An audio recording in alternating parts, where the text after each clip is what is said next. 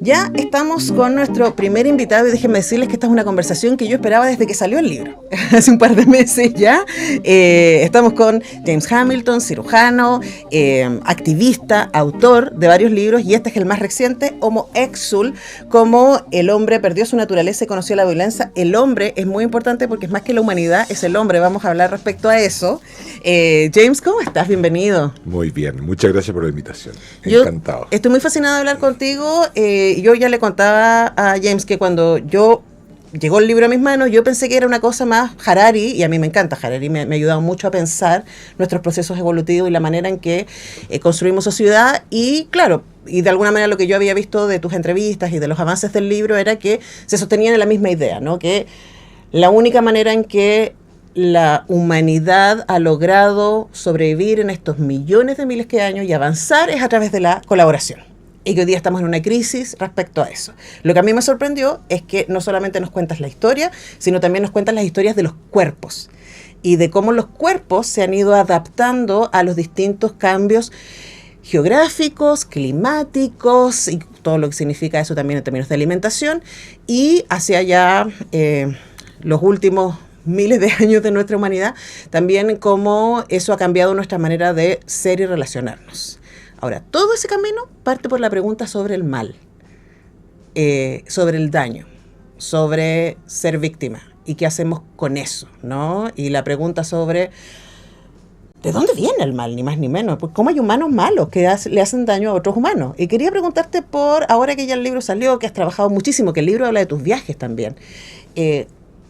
Lo dices en el epílogo, pero igual quiero que lo digas acá.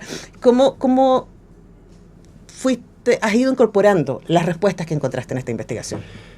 Bueno, yo creo que este libro es un libro que de alguna manera trata de explicar muchas preguntas que creo que todos nos hacemos, especialmente en un periodo de preadolescencia, adolescencia en adelante. Uh-huh. Y es que uno ve una naturaleza, un mundo que se comporta o funciona de una manera razonablemente armoniosa, donde no se quiebran reglas. Uh-huh. Y donde cada especie, de alguna manera, funciona con reglas estables, independiente de que haya, ¿no es cierto?, depredadores y haya todo un orden establecido, pero es un orden establecido que tiene reglas, que funciona ordenadamente. Sin embargo, a todos nos choca desde algún momento porque el ser humano funciona de manera, llamémosla, impredecible, y porque también de otra manera funciona en una actitud contra la especie. De alguna manera, nosotros nos hemos encargado o nos hemos ido habituando a que haya una pugna o yo lo llamaría de frentón, una alteración evolutiva, casi patológica, donde hay una pugna intraespecie. Y donde se ven aberraciones que en el mundo natural no se ven. Uh-huh. Uh-huh. O sea, en el mundo natural nadie va a ver a un león teniendo relaciones o podríamos llamar abusando a un cachorro de leona, uh-huh. a una leona cachorro. Uh-huh. O sea, eso es una cosa totalmente aberrante en el mundo natural. Uh-huh. No tiene ni un sentido. Entonces, el libro, por supuesto que nace de una experiencia personal, nace de un shock de ver ciertas actitudes que se sienten, se perciben casi antinaturales, uh-huh. y que busca romper con la magia, con los velos de estas culturas mágicas pseudo-religiosas o religiosas o sectarias, de sectas, para tratar de darse una explicación racional en base a el conocimiento que hoy nos puede entregar la ciencia, uh-huh. que es suficientemente vasto para poder entenderlo. Sí. Ahora, hay un problema para que las generaciones jóvenes tengan cuidado, y es que la inteligencia artificial, ChatGPT, etcétera, no tiene acceso a este tipo de información porque la ciencia hoy en día y las publicaciones tienen en el fondo un registro de marca o un registro de propiedad intelectual, donde las revistas que la publican cobran. Ujú. Por lo tanto, si tú le pides a ChatGPT que te analice diferentes papers, si Sí. tú no lo tienes, ChatGPT no te los va a poder buscar. Ujú. Entonces va a tener que ir a Wikipedia o a fuentes o no confiables o incompletas. Sí. Entonces, ¿qué ocurre? Que si tú quieres avanzar en el conocimiento y en la ciencia de lo que se publica en todo orden de áreas, no puedes confiarte en las búsquedas y en los sistemas de divulgación informático actuales. Y por eso que yo, digamos, con la formación médica y científica que tengo, y también de investigador, tuve acceso y he tenido acceso a un tipo de información que no es una información, entre comillas, accesible. Y creo que una de las cosas importantes de este libro es mostrarle a la gente que el nivel de lo que hoy día sabemos está entre 10 y 15 años por delante de lo que se cree que se sabe. Ujú. Sí. Ahora, me pasan varias cosas con tu respuesta, James. Me abren como 40 puertas al mismo tiempo. Voy a tratar de organizarme, ¿no? Y además se suman a las que yo dejé abiertas mientras leía el libro. Una tiene que ver con el poder.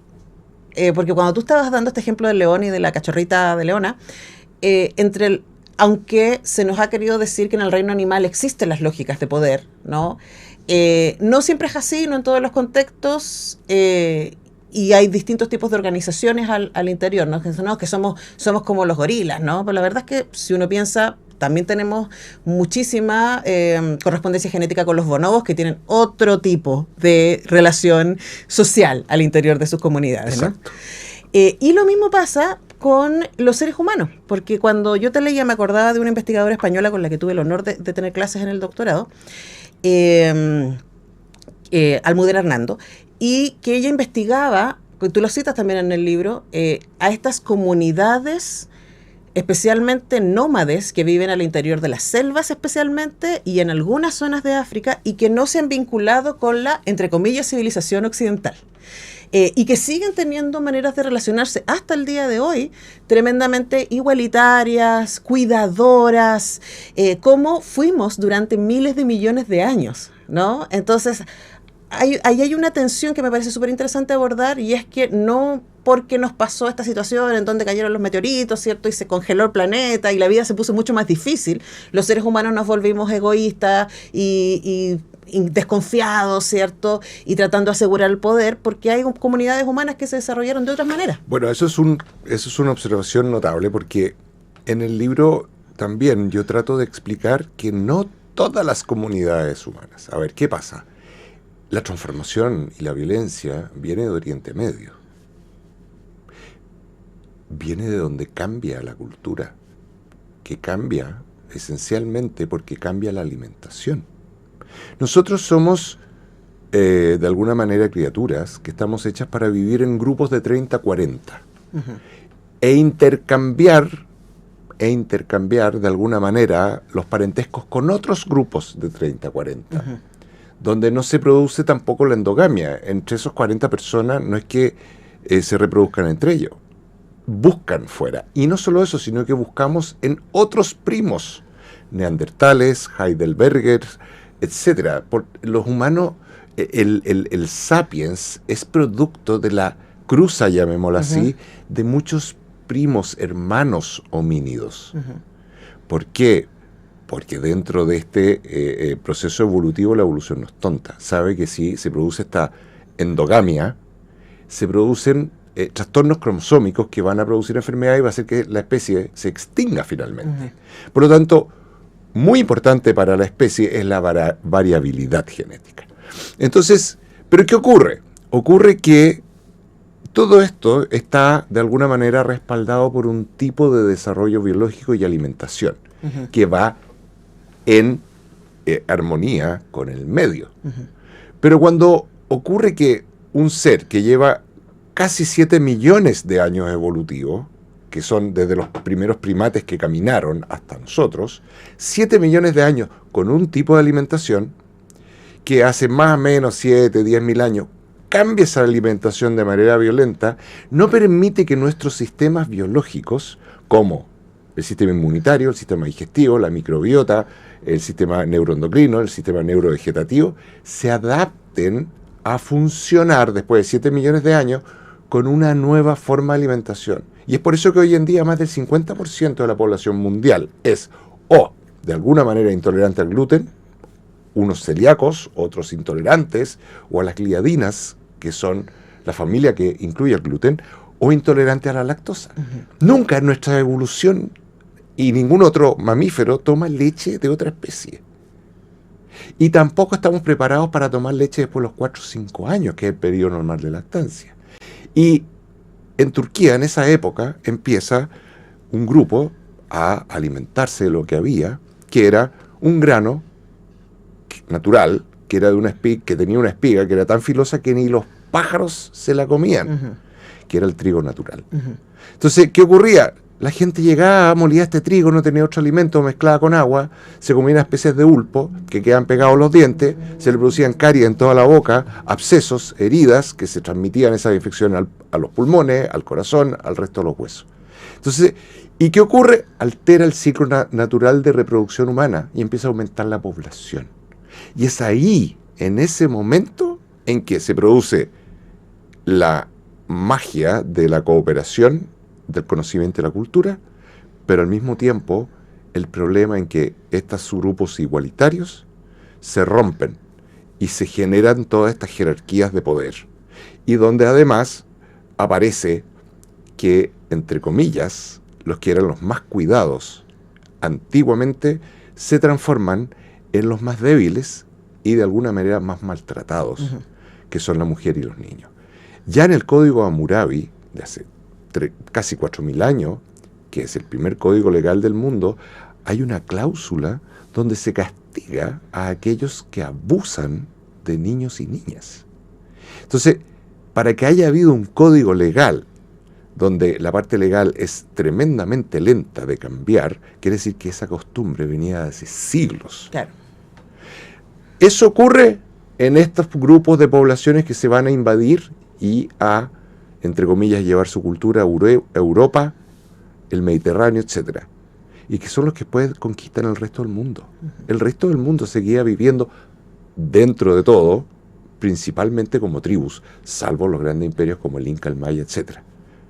Pero seguía en el planeta un sistema de vida natural igualitario, como bien lo dices tú, selvas amazónicas, también los mapuches, antes de la llegada de los incas o de los españoles.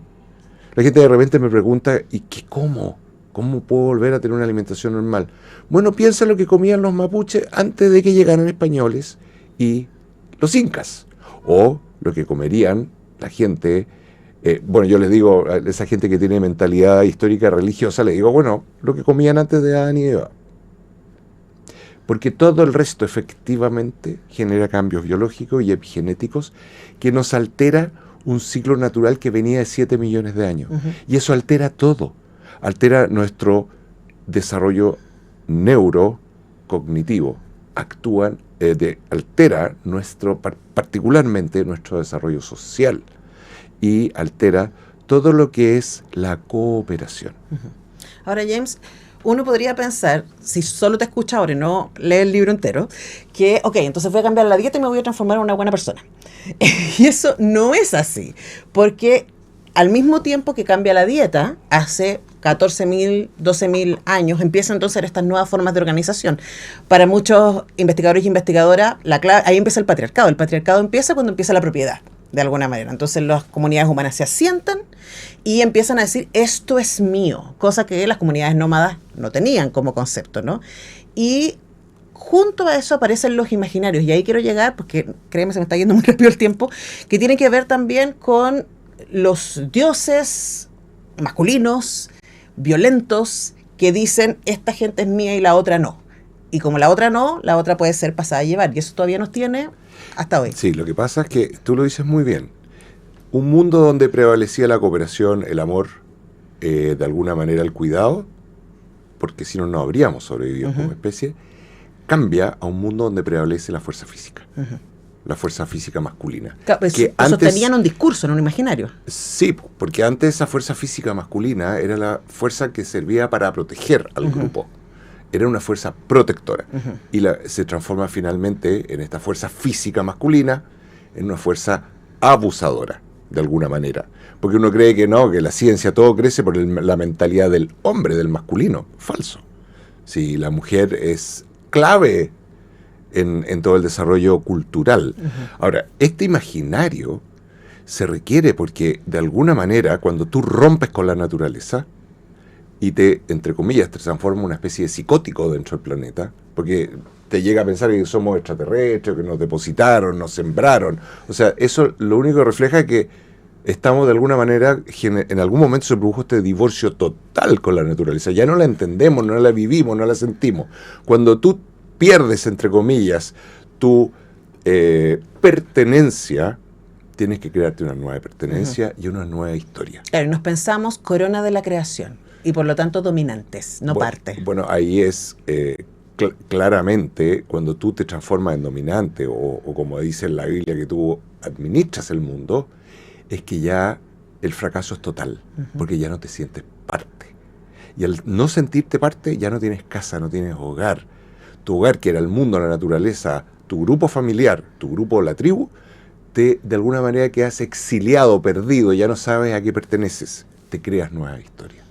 Ahora, James, yo tengo una teoría antes de leer tu libro, quiero compartírtela. Yo creo que todo el problema que tenemos, todo el problema de la humanidad y del mal es un problema de inseguridad.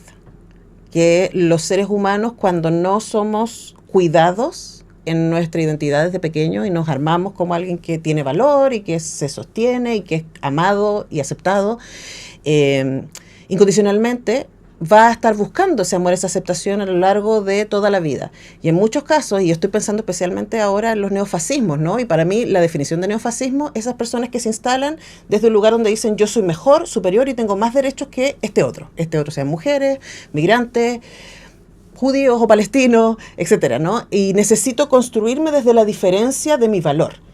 Y ahí estamos todavía, ¿no? Y siento que hay mucho discurso político que está sostenido ahí. Bueno, yo creo que eso es sin duda importante y parte del síndrome, que es un conjunto de síntomas. Pero yo creo que yo también, no es para tratar de ser muy reduccionista, pero creo que todo parte también en que ya no hay propósito. ¿En qué sentido? El ser humano se mueve por cosas fundamentales, que son la curiosidad, el juego, la cooperación y particularmente la educación. Esas son cosas en la raíz del ser humano. Eso es lo que nos transformó en humanos. Esos elementos que están asociados a lo que nos muestra la naturaleza, que es la armonía, la belleza, la simetría, etc. La diversidad, por supuesto. Todos estos elementos, de alguna manera, hacían que el propósito no era un tema cuestionable ni cuestionado. No había que buscar propósitos, porque tú eras parte de. Cuando tú eres niño y eres parte de tu familia, tú no andas buscando explicaciones de la vida, tú estás jugando.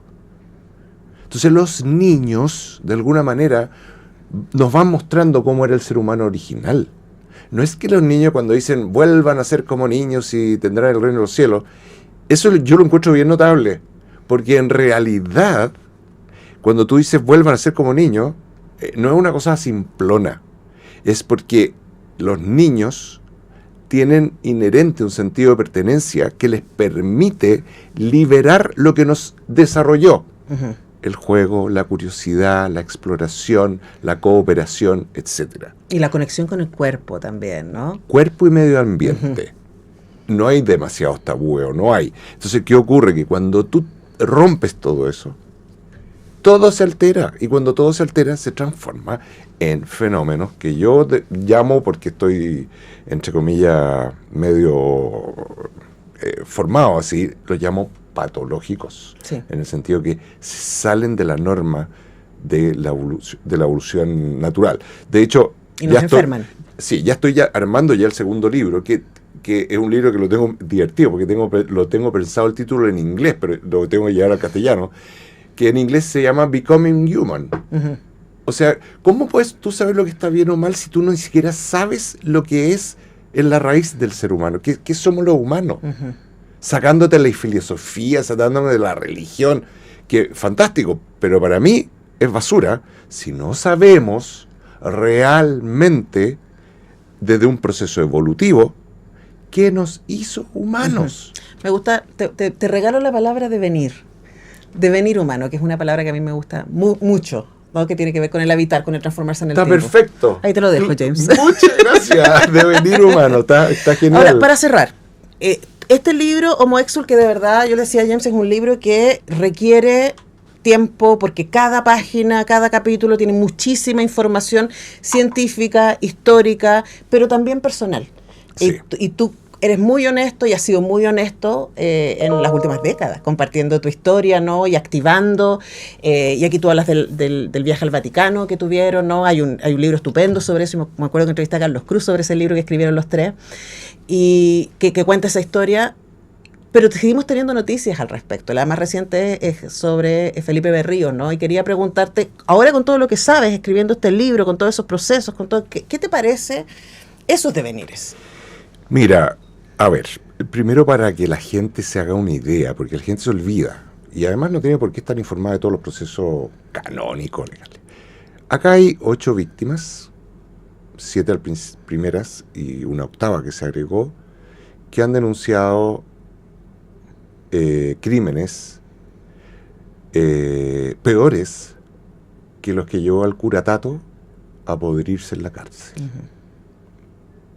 Eso es para que de alguna manera la gente tenga claridad de lo que estamos hablando. Desde violaciones y crímenes que para esas personas que son católicas y que siguen siendo católicas son en extremo graves, como utilizar la confesión para toquetearte los senos, toquetearte otras partes, tus genitales, etcétera, y llevarte a conversaciones confusas. Manipulación psicológica. Psicológica, espiritual, con lo que para todas aquellas personas es el referente de Dios, lo cual es tremendamente desorganizador del punto de vista cerebral. Y genera un dolor, una angustia que es como la que tan poderosa, tan de alguna manera perturbadora, destructora, aterradora, pervertida como la del papá que abusa a la hija. Entonces, porque tú estás confiando lo más íntimo, lo más profundo de tu ser. Pocas personas tienen esa capacidad como de tener de alguna manera el poder y la prestancia, la imagen, todo, para que una persona le vaya a contar sus secretos más íntimos. O sea, está representando a Dios, ni más ni menos. A Dios. De hecho, yo creo que ese tipo de relación no existe prácticamente ni entre marido y mujer, ni entre los mejores amigos o amigas o lo que sea. Utilizar además esa plataforma para abusar sexualmente es un grado que va quizás un grado más allá de lo que uno se podría imaginar. Y este tipo estaba utilizando, digamos, una falla de la justicia que es... mira, te lo voy a poner de la siguiente manera. La justicia chilena, que se basa en el Código Romano y otras cosas, los jueces, son tan prehistóricos que es como si yo, como doctor, estuviera tratando la hipertensión con sanguijuelas. Así avanza la justicia en los conceptos de esta gente. Son señores prehistóricos, son señores que están amputados de su capacidad de mirar el mundo, porque la verdad que producen más daño que salud judicial o salud en justicia, porque no tienen la capacidad de poder ver y de avanzar. Cuando salió la ley de imprescriptibilidad, la Cámara de Diputados por completo votó a favor de la retroactividad. Y el Senado votó en contra de la retroactividad. Se pidió una ventana incluso. Pero la diferencia entre que esté Berríos en la cárcel, donde debe estar, y el cura Tato que se murió en la cárcel, es sencillamente porque gente que sufrió los mismos actos no fue capaz en un rango de tiempo de denunciar los mismos delitos. Y eso es una aberración, porque va contra el sentido común y la justicia humana. Y es otra aberración que va contra la especie, es una aberración que va contra la civilización, y es una aberración que va contra el futuro de la humanidad. Son crímenes de lesa humanidad, donde los jueces debieran entenderlo como debe ser. La justicia chilena está en un debe profundo, en una serie de elementos de juicio y de justicia para la población. Siguen siendo una especie de patriarcado endogámico que no tienen nada que ver y que están completamente desconectados del mundo de la población, de las personas, y están conectados con sus cúpulas de poder. Porque Berríos, que dice que es persecución política y todo esto, está libre, ¿por qué? Por estas mismas cúpulas de poder, donde solo 2 obispos en el Vaticano, perversos, conocidamente encubridores, le liberaron este tema de su castigo. Sí, las sanciones. Ahora, para terminar, la cuota es súper oscura, ¿no? Pensar, todavía estamos ahí, con todo lo que sabemos, y con todo lo que sabemos, por ejemplo, de que la imprescriptibilidad, ¿cierto? Sí. Que las cosas no prescriban, tiene que ver también porque el dolor no prescribe, porque el daño no prescribe. No prescribe, y hay otro tema, hay un tema de lo que se llama, lo que tú dices, el daño. La justicia habla del daño que quedó delimitado, incluso una muerte es un daño delimitado, porque no te puedes morir 2 veces. Pero fíjate que en el abuso de este tipo, el daño no para, porque biológicamente está demostrado que no para. Y al no parar el daño, no puede prescribir, porque tú no sabes cuánto sigue dañando a la persona. Entonces, es impresionante lo inculto, lo ignorante, lo además tendenciosos de muchos legisladores y de los jueces en Chile, que ya tenían el antecedente legal de la ministra González, que tuvo el valor de decir estos hechos son verídicos y quedan acreditados. Pero los jueces cobardes que hay acá en Chile, machistas, sometidos, como hemos visto, a la corrupción profunda de este sistema, no tienen, ¿no es cierto?, la fuerza, la claridad, ¿no es cierto?, y el sentido de justicia para poder determinar que los hechos son reales. Pero porque la justicia falla, están prescritos. Sí, y ahí volvemos al tema del poder. Y bueno, podemos conversar largamente sobre eso. James, me encantaría tener muchísimo más tiempo. Denle una vuelta a Homo Exul, háganlo con tiempo, háganlo con la mente muy abierta, van a aprender un montón y también van a ser desafiados respecto a cómo usted mismo, en sus relaciones, en sus vínculos, en sus comunidades, está colaborando o está haciendo daño. Ahí hay una tarea para cada uno.